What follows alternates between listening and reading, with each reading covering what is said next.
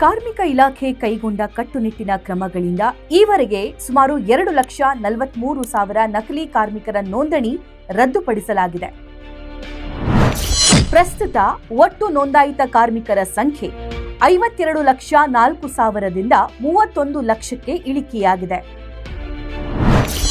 ಈ ಕಾರ್ಡ್ಗಳನ್ನು ರದ್ದುಪಡಿಸೋದ್ರಿಂದ ಹೊಸ ಫಲಾನುಭವಿಗಳ ನೋಂದಣಿ ಹೆಚ್ಚಾಗುತ್ತೆ, ನೈಜ ಕಾರ್ಮಿಕರಿಗೆ ಸೌಲಭ್ಯ ಸಿಗುತ್ತೆ. ನಮಸ್ಕಾರ. ನಿಮ್ಗೆಲ್ಲ ಗೊತ್ತಿರೋ ಹಾಗೆ ಶ್ರಮಿಕರ ಕಲ್ಯಾಣಕ್ಕಾಗಿ ಇರುವ ಕಾರ್ಮಿಕ ಇಲಾಖೆ ಅನೇಕ ಯೋಜನೆ ಮತ್ತು ಕಾರ್ಯಕ್ರಮಗಳನ್ನ ಫಲಾನುಭವಿಗಳಿಗೆ ನೇರವಾಗಿ ಮುಟ್ಟಿಸೋದಕ್ಕೆ ಸತತ ಪ್ರಯತ್ನ ಮಾಡ್ತಾನೆ ಇದೆ. ಒಂದು ಇಲಾಖೆಯನ್ನ ಯಾವ ರೀತಿಯಲ್ಲಿ ಮುನ್ನಡೆಸಬೇಕು, ಅದರಿಂದ ಜನರಿಗೆ ಆಗೋ ಉಪಯೋಗ, ಯೋಜನೆ, ಸೈಂಟಿಫಿಕ್ಲಿ ಯೋಚನೆ, ಇದೆಲ್ಲವನ್ನ ಕಾರ್ಮಿಕ ಸಚಿವ ಸಂತೋಷ್ ಲಾಡ್ ಅವರು ಚಾಚು ತಪ್ಪದೆ ಪಾಲಿಸಿ ಇಡೀ ದೇಶಕ್ಕೆ ಮಾದರಿಯಾಗಿದ್ದಾರೆ ಎಂದರೆ ತಪ್ಪಾಗ್ಲಿಕ್ಕಿಲ್ಲ. ಸಂತೋಷ್ ಲಾಡ್ ಅವರು ಕಾರ್ಮಿಕ ಸಚಿವರಾದ ನಂತರ ಅನೇಕಾನೇಕ ಯೋಜನೆಗಳನ್ನ ರಾಜ್ಯದ ಜನರಿಗೆ ಕೊಟ್ಟಿದ್ದಾರೆ. ಸ್ಪೆಷಲಿ ಕಾರ್ಮಿಕರು ಅದರ ಲಾಭವನ್ನ ಅನುಭವಿಸ್ತಾನೂ ಇದ್ದಾರೆ. ಅದರಲ್ಲಿ ಒಂದಿಷ್ಟು ಕ್ರಾಂತಿಕಾರಕ ಯೋಜನೆಗಳು ಹೀಗಿವೆ ನೋಡಿ. ಮೊದಲನೇದಾಗಿ ನಕಲಿ ಕಾರ್ಮಿಕ ಕಾರ್ಡ್ ರದ್ದು. ನಮ್ಮ ಮನೆ ಅಕ್ಕಪಕ್ಕ, ನಮ್ಮ ಹಳ್ಳಿಗಳಲ್ಲಿ ಮಲ್ಲಣ್ಣ ಅವನ್ ಮಗ ಕಾರ್ಮಿಕ ಅಲ್ಲ, ಆದ್ರೂ ಕಾರ್ಡ್ ಇಟ್ಕೊಂಡಿದಾನ, ಹಂಗಾಗಿ ಎಲ್ಲಾ ಸೌಲಭ್ಯ ಪಡೆಯಾಕತ್ತಾನ ನೋಡು, ಅವ್ನ್ ಕೆಲ್ಸಕ್ಕ ಹೋಗಂಗಿಲ್ಲ ಅನ್ನೋ ಮಾತು ಕೇಳಿ ಬರ್ತಿತ್ತು.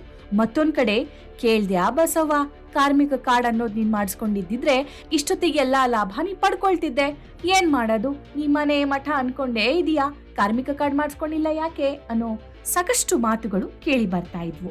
ಇವ್ರು ಯಾರು ಅಂತಂದ್ರೆ ಕಾರ್ಮಿಕರಲ್ಲದವರು. ಕಾರ್ಮಿಕರಲ್ಲದೇ ಇದ್ರೂ ಕೂಡ ಕಾರ್ಮಿಕ ಇಲಾಖೆಯ ಎಲ್ಲಾ ಲಾಭವನ್ನ ಇವರು ಪಡಿತಾ ಇದ್ರು. ಇದರಿಂದ ನಿಜವಾದ ಕಾರ್ಮಿಕರಿಗೆ ಇಲಾಖೆಯ ಯೋಜನೆಗಳು ವಂಚಿತವಾಗ್ತಾ ಇದ್ವು. ಹಾಗಾಗಿನೇ ಇದನ್ನರಿತಿರುವಂತಹ ಸಚಿವ ಸಂತೋಷ್ ಲಾಡ್ ಈ ಯೋಜನೆಯನ್ನ ಜಾರಿಗೆ ತರ್ತಾರೆ. ಕಾರ್ಮಿಕರಲ್ಲದವರು ನಕಲಿ ದಾಖಲೆ ಕೊಟ್ಟು ಕಾರ್ಮಿಕ ಕಾರ್ಡ್ ಪಡ್ಕೊಂಡು ಕರ್ನಾಟಕದ ಕಟ್ಟಡ ಮತ್ತು ಇತರೆ ನಿರ್ಮಾಣ ಕಾರ್ಮಿಕರ ಕಲ್ಯಾಣ ಮಂಡಳಿ ನೀಡ್ತಾ ಇದ್ದ ಎಲ್ಲಾ ಸೌಲಭ್ಯಗಳನ್ನ ಪಡಿತಾ ಇದ್ರು. ಇಂತಹ ಸವಾಲನ್ನ ಸಮರ್ಥವಾಗಿ ಭೇದಿಸಿದ ಕಾರ್ಮಿಕ ಇಲಾಖೆ ನಕಲಿ ನೋಂದಣಿಯನ್ನ ಪತ್ತೆ ಹಚ್ಚಿ ಸರ್ಕಾರಕ್ಕೆ ಕೋಟ್ಯಂತರ ಹಣವನ್ನ ಉಳಿಸಿದೆ. ಇಲಾಖೆ ಸರಿಯಾದ ಸಮಯಕ್ಕೆ ಸೂಕ್ತ ಕ್ರಮಗಳನ್ನ ಕೈಗೊಂಡ ಪರಿಣಾಮ ಸರ್ಕಾರದ ಸೌಲಭ್ಯಗಳು ಅರ್ಹ ಮತ್ತು ನೈಜ ಫಲಾನುಭವಿಗಳನ್ನ ತಲುಪ್ತಾ ಇದೆ.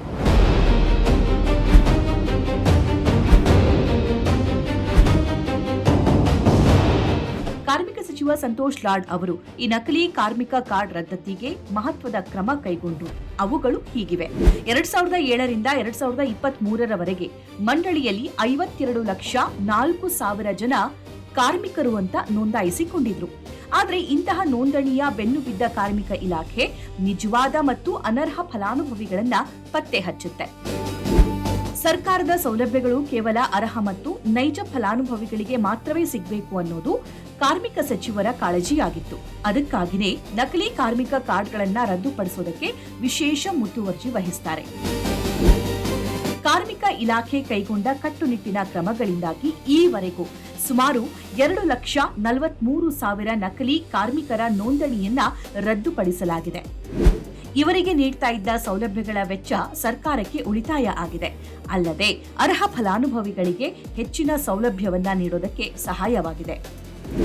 ನವೀಕರಣದ ಸಮಯದಲ್ಲಿ ಕಠಿಣ ತಪಾಸಣಾ ಕ್ರಮಗಳನ್ನ ಅನುಸರಿಸಿದ್ದರಿಂದ ಒಟ್ಟು ನೋಂದಾಯಿತ ಕಾರ್ಮಿಕರ ಸಂಖ್ಯೆ 52,04,000ದಿಂದ 31 ಲಕ್ಷಕ್ಕೆ ಇಳಿಕೆಯಾಗಿದೆ. ನಕಲಿ ಕಾರ್ಮಿಕ ಕಾರ್ಡ್ಗಳನ್ನ ರದ್ದುಪಡಿಸುವ ಕೆಲಸ ಇಲಾಖೆಗೆ ಸುಲಭವಾಗಿರಲಿಲ್ಲ. ಬದಲಾಗಿ ಸಾಕಷ್ಟು ಕಠಿಣ ಮತ್ತು ಚಾಲೆಂಜಸ್ ಆಗಿದ್ದು ಇದನ್ನ ಸಮರ್ಥವಾಗಿ ಇಲಾಖೆ ಭೇದಿಸಿದೆ. ಜಿಲ್ಲಾ ಮಟ್ಟದ ಸಭೆಗಳನ್ನ ಕರೆಯೋ ಮೂಲಕ ನಕಲಿ ಕಾರ್ಮಿಕ ಕಾರ್ಡ್ ಪಡೆಯೋದ್ರಿಂದ ಯಾವೆಲ್ಲ ಶಿಕ್ಷೆ, ಅಪರಾಧ ಆಗಬಹುದು ಅನ್ನೋದ್ರ ಬಗ್ಗೆ ಅಭಿಯಾನ, ಜಾಗೃತಿ, ಜಾಥಾ, ಅರಿವು ಮೂಡಿಸೋದ್ರಿಂದ ಕರಪತ್ರ ಹಂಚುವುದು, ಹೀಗೆ ಅನೇಕ ಕ್ರಮಗಳನ್ನ ವಹಿಸಿ ಕಾರ್ಮಿಕ ಇಲಾಖೆ ಈ ಕ್ರಮವನ್ನ ಕೈಗೊಂಡಿದೆ.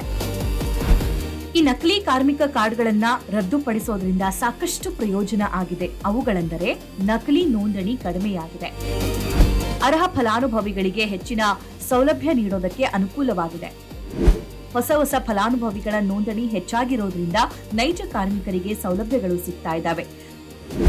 ಮಂಡಳಿಯ ವತಿಯಿಂದ ಹೊಸ ಸೌಲಭ್ಯಗಳನ್ನು ರೂಪಿಸಿ ಅನುಷ್ಠಾನಗೊಳಿಸುವುದಕ್ಕೆ ಸಹಕಾರಿಯಾಗಿದೆ. ಕಾರ್ಮಿಕರಲ್ಲಿ ಇಲಾಖೆ ಮತ್ತು ಸರ್ಕಾರದ ಮೇಲಿನ ವಿಶ್ವಾಸಾರ್ಹತೆ ಕೂಡ ಹೆಚ್ಚಾಗಿದೆ. ಇಂಥದ್ದೇ ಇನ್ನಷ್ಟು ಉಪಯುಕ್ತ ಮಾಹಿತಿಗಾಗಿ ನೋಡ್ತಾ ಇರಿ ಟಾಕಿಂಗ್ ಪ್ಯಾರೆಟ್ಸ್ ಕನ್ನಡ. ನಮಸ್ತೆ.